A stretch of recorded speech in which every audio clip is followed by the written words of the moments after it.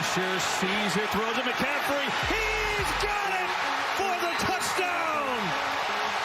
Every Sunday, you watch this and call it the future of football. A running back who lines up wide, runs routes like a receiver, motions across the formation, catches a screen, and turns it into 6. 26 years ago, a guy in a Rams jersey was already doing this, and doing it better. And when scouts evaluate the next great pass-catching back, when GMs explain why they drafted a guy who can do everything, they still reach for the same name. The Detroit Lions' own general manager, Brad Holmes, described his evaluation of running back Jahmyr Gibbs by saying he immediately thought of Marshall Faulk, a guy he scouted in person back in 2003. So why does the NFL talk about the modern running back revolution like it's something new? Let's go back to where it actually started. This is the Gameday Giants. Marshall Faulk grew up in the projects in New Orleans' 9th Ward. As a kid, he sold popcorn inside the Superdome because he couldn't afford a ticket. At Carver High School, it was obvious he was different. Not just fast, not just powerful. He processed the game, angles, leverage, timing, faster than anyone around him. Faulk committed to San Diego State. As a freshman, he led the nation in rushing with 1,429 yards. As a sophomore, he led it again with 1,630. By the time he left San Diego State, he had over 5,500 all-purpose yards and 62 touchdowns. All-purpose, even in college, that word followed him everywhere. He finished second in the 1992 Heisman voting to Gino Torretta, a result that's been called one of the worst decisions in the war's history ever since. Even then, the league didn't quite know what category to put him in. The Indianapolis Colts took him second overall in 1994. In his very first NFL game, he rushed for 143 yards and 3 touchdowns. He was Offensive Rookie of the Year. He rushed for 1,000 yards in 4 of his first 5 seasons. But here's the part that matters for our story. He was already catching 50-plus passes a year. As a featured back in an era when nobody had a word for what he was doing yet. Then, in 1999, he landed in St. Louis, and the league found out what it was missing.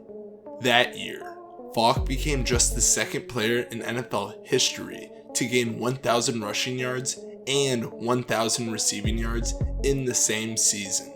Roger Craig did it first, back in 1985. Faulk was only the second player ever to do it. In 2000, he won NFL MVP, becoming the first running back to do that since Barry Sanders, and set a then record with 26 total touchdowns. In 2001, he became the first player in NFL history to post 4 straight seasons of 2,000 plus yards from scrimmage. This wasn't a running back who happened to catch some passes. This was a new position, and nobody had a name for it yet. 12,279 career rushing yards, 100 rushing touchdowns, 767 career receptions, 6,875 receiving yards, 136 total touchdowns, 19,154 yards from scrimmage, 6 all-time. He's still the only player in NFL history with at least 12,000 rushing yards and 6,000 receiving yards. Not Emmitt Smith, not Walter Payton, not LaDainian Tomlinson, just Marshall Faulk. But here's the thing, the only player who's even chasing those numbers down right now is Christian McCaffrey. In December 2023, McCaffrey became the fastest running back in NFL history to reach 500 career receptions, passing Faulk's mark by 22 games. McCaffrey is also one of just 3 players ever with 1,000 rushing and 1,000 receiving yard seasons. The other 2, Marshall Faulk and Roger Craig. The torch isn't being passed to someone doing something new. It's being passed to someone chasing Marshall Faulk's records. Turn on any broadcast in the last 10 years and you'll hear some version of the same story. The running back position has evolved. teams want backs who can split out, run routes, create mismatches in the passing game. It's presented like a recent innovation, a response to modern defenses. It isn't new. It's a quarter century late to crediting the guy who already did it.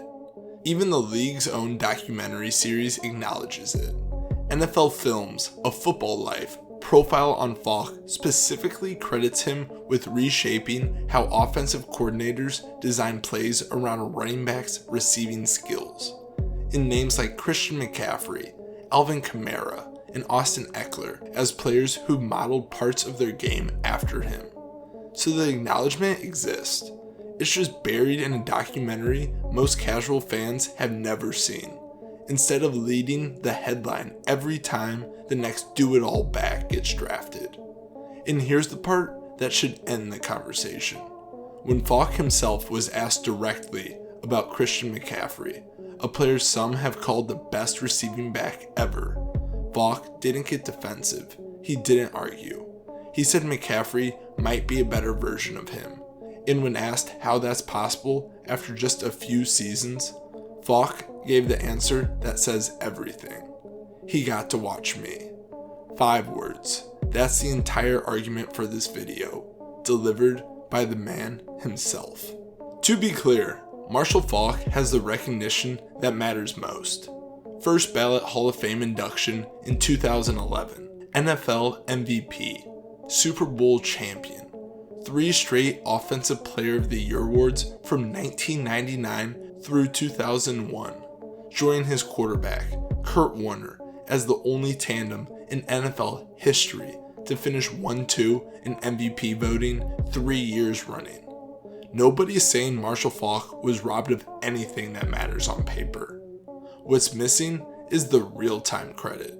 Every time a GM compares a new prospect to the modern do-it-all back, every time a broadcast calls a player a new kind of weapon, the blueprint they're describing was created in St. Louis, Missouri, over 20 years ago by a guy from New Orleans who used to sneak into the Superdome to watch football. He's not chasing a gold jacket.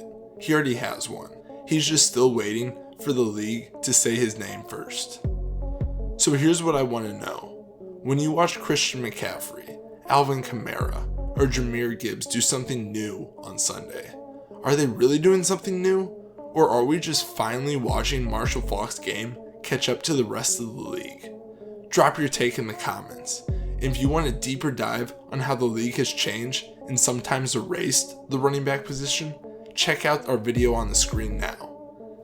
This is the Gameday Giants. Thanks for watching. See you in the next one. Peace.